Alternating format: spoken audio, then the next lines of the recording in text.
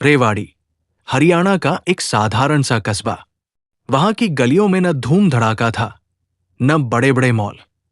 जिंदगी आसान नहीं थी, लेकिन सपने बहुत बड़े थे। और इन्हीं सपनों को सीने से लगाकर चलने वाली थी राधिका, एक 24 वर्षीय साधारण सी लड़की। सलवार कुर्ता पहनना उसकी पहचान थी। जब बाकी लड़कियां जीन्स टॉप में कॉलेज जाती, वो अपने सूती सलवार कुर्ते में सिर ऊंचा करके चलती थी। उसके लिए आधुनिकता कपड़ों से नहीं, सोच से आती थी। किताबें उसकी सबसे बड़ी साथी थी और मां बाप उसका सबसे बड़ा सहारा। जब उसे अमेरिका की ब्लूमफील्ड यूनिवर्सिटी से स्कॉलरशिप का पत्र मिला तो पूरा मोहल्ला हैरान रह गया। अरे, गांव की ये सलवार कुर्ता वाली लड़की अमेरिका कैसे जाएगी? वहां के तौर तरीके जानती भी है, लेकिन राधिका जानती थी, सपने पूरे करने के लिए उसे खुद पर भरोसा करना होगा। राधिका के अमेरिका जाने की खबर सुनते ही घर पर खुशी का माहौल था।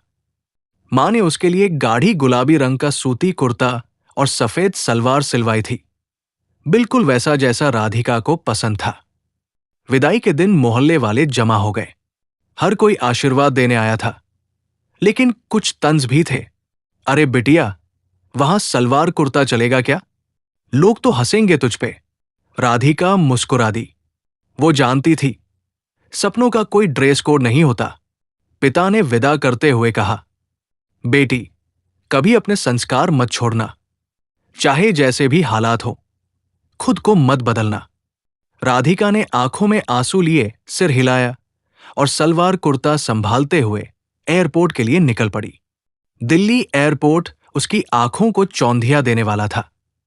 चमचमाती रोशनी, दौड़ते लोग, चकाचौंध से भरा माहौल। राधिका ने जूट का एक बैग पकड़ा हुआ था, जिसमें मां के हाथ से बनाए लड्डू और पिता की चिट्ठियां थी। चेक इन काउंटर पर खड़ी हुई तो साथ वाले यात्री अजीब निगाहों से देखने लगे। कोई मुस्कुरा रहा था, कोई भौहें चढ़ा रहा था। सब उसे देहाती समझ रहे थे। राधिका ने नजरें नहीं मिलाई। वो जानती थी कि दुनिया कपड़े देखकर जज करती है, लेकिन पहचान हमेशा काम से बनती है। 17 घंटे की लंबी यात्रा के बाद राधिका न्यूयॉर्क पहुंची। JFK एयरपोर्ट पर कदम रखते ही उसने गहरी सांस ली। नई जमीन, नए सपने। कस्टम्स ऑफिसर ने उसके सलवार कुर्ता को देखकर मुस्कुराते हुए कहा, first time in the US?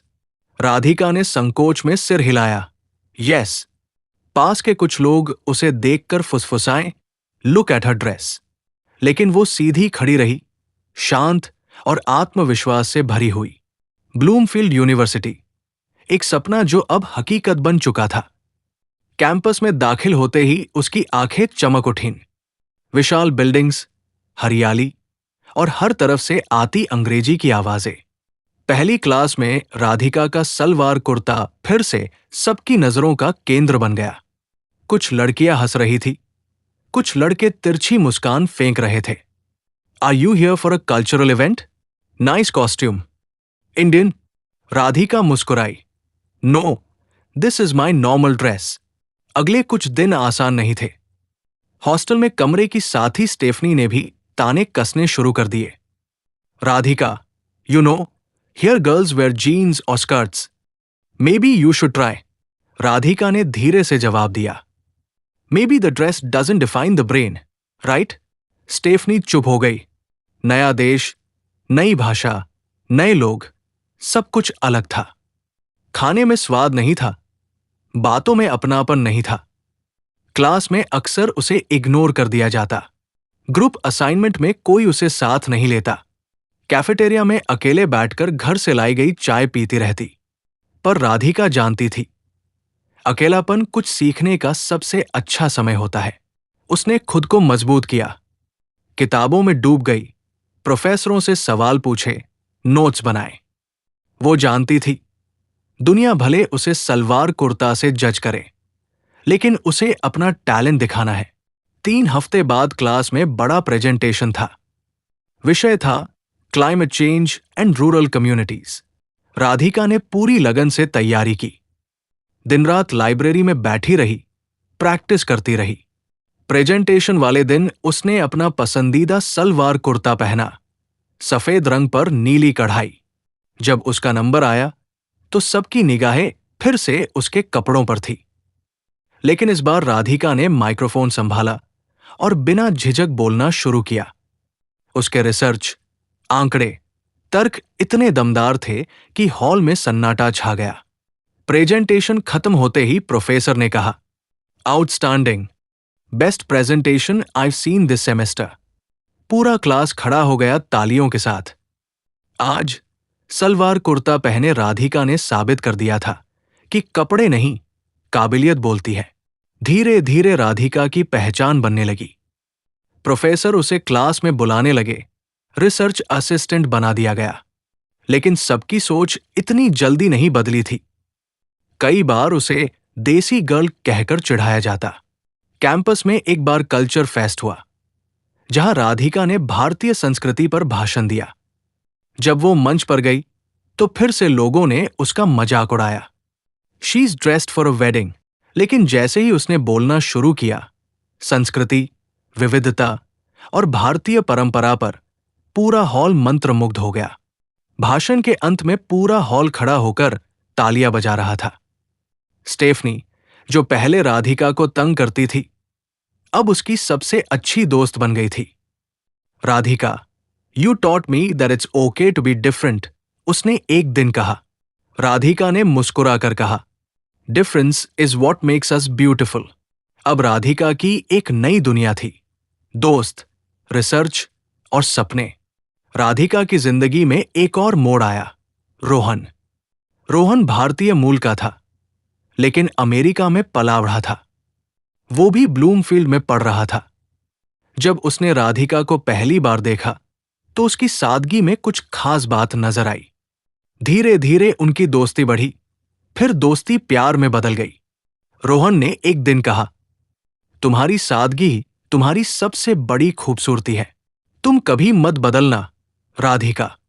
Radhika मुस्कुराई, सलवार कुर्ता पहने हुए ही।